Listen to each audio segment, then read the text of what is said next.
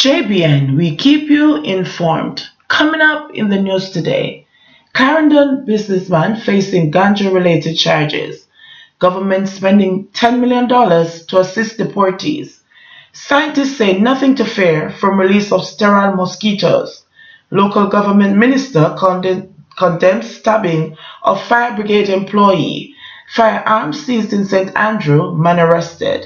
April sentencing for man who damaged police car in Spalding and unidentified male killed in Old Harbour accident. Please remember to like, subscribe, share, leave us a comment and click the notification bell to receive our daily news items. Clarendon businessman facing ganja-related charges. Narcotics detective have arrested and charged Clarendon businessman Lascelle Taylor in relation to ganja-related offences. 57-year-old Taylor, who is also a farmer, is charged with possession of ganja, dealing in ganja, and using premises for the storage of ganja. Taylor is scheduled to appear at the Clarendon Parish Court on Tuesday, February 26. The police report that at about 6 a.m. on Tuesday, February 19, a team was in Andrew Hill District, Frankfield, Clarendon, when they searched the premises and found 3 bags containing 28 pounds of ganja. According to the police, the illicit drug, which has an estimated street value of $112,000, was subsequently seized. Taylor was arrested and later charged. Government spending $10 million to assist deportees. A sum of $10 million has been budgeted by the government to strengthen the policy, legislative, and institutional framework that guides the management and treatment of Jamaicans deported back home. The money has been allocated in the 2019-2020 estimates of expenditure now before the House of Representatives. It will go towards preparing a framework and protocol for tracking the reintegration of returned migrants. The funds will also be used to develop and submit to Cabinet a reintegration and rehabilitation strategy, revise the national deportation policy, develop minimum standard operating procedures for managing the integration of deported migrants, and conduct a baseline study and spatial mapping on deported persons. The allocation will further be used to develop a strategy for integration of returned migrants in the local sustainable development planning process, prepare public education materials for distribution at help desks in local authorities, and increase the capacity of non-governmental organizations to provide more efficient and effective services to returned migrants.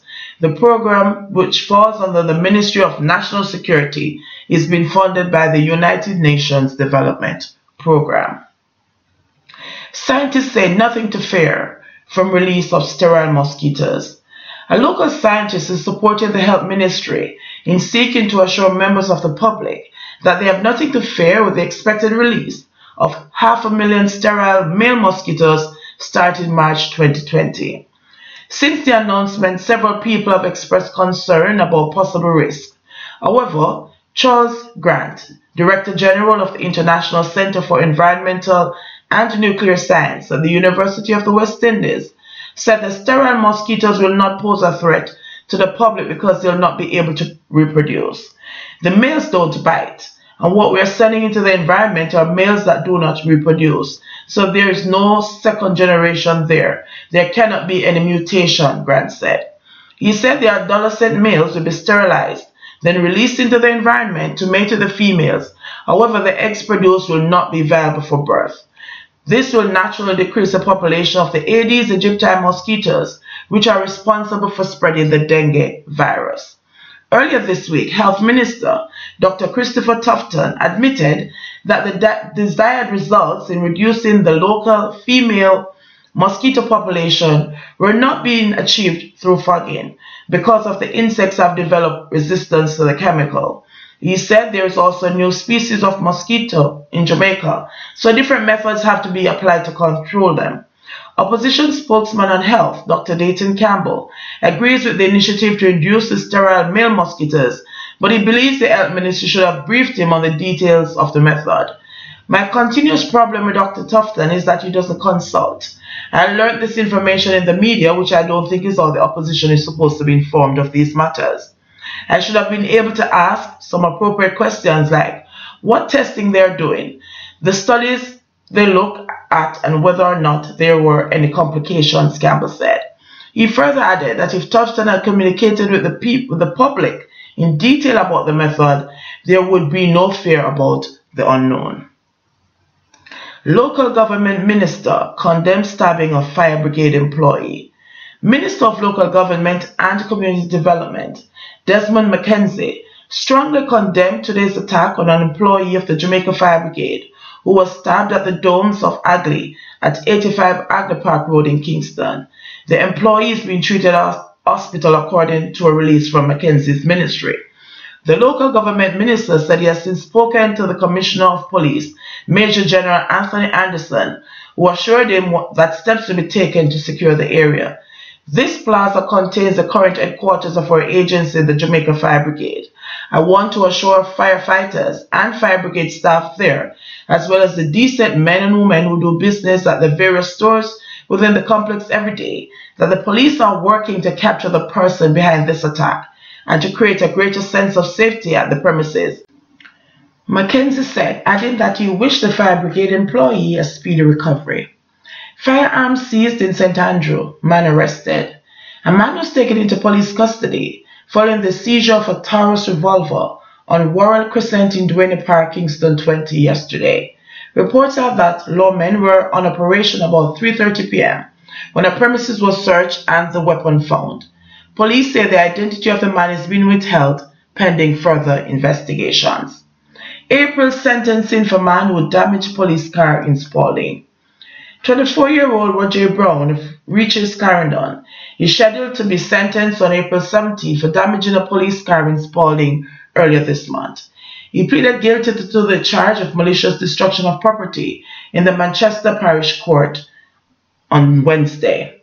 Brown was offered bail in the sum of $70,000 with a surety and ordered to pay $126,000 to compensate for the damages.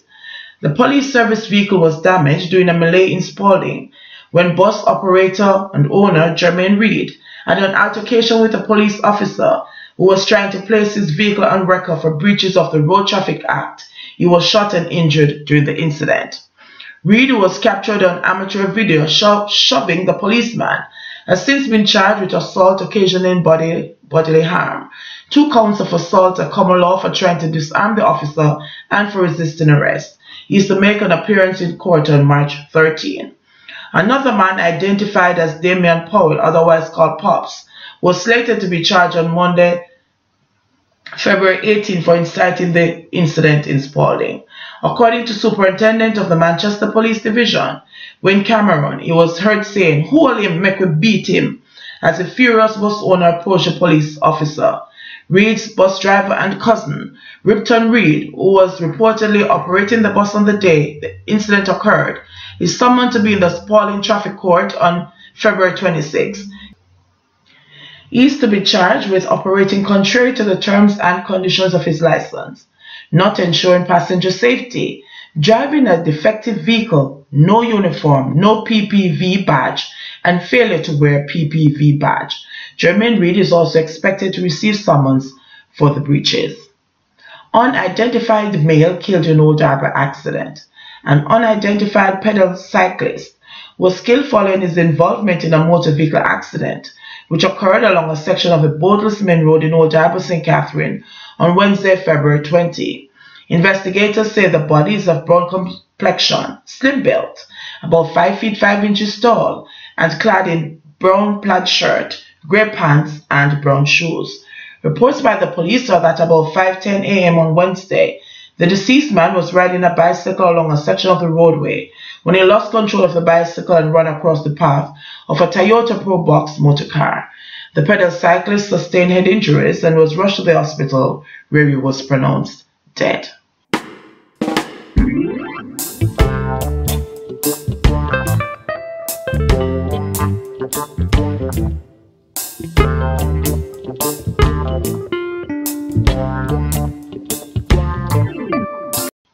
JBN, we keep you informed. Please remember, like, subscribe, share, tell somebody about us, and click the notification bell if you want to receive your daily news items, if you want to stay current with what's happening in Jamaica, JBN is a channel that you have to be a part of.